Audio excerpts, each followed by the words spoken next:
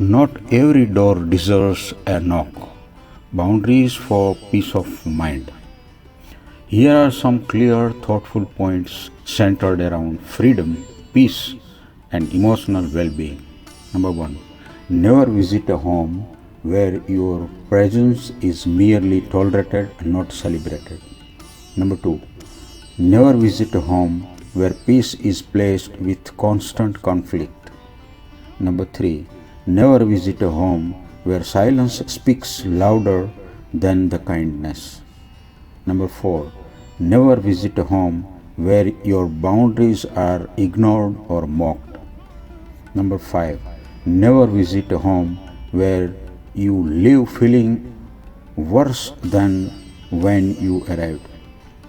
Number six, never visit a home where love is conditional and respect is selective. Number seven, never visit a home that feels like a battlefield, not a sanctuary. Number eight, never visit a home where you are expected to shrink to fit in. Number nine, never visit a home where your truth must be hidden to keep the peace. And last, number 10, never visit a home where freedom is sacrificed for forced belonging.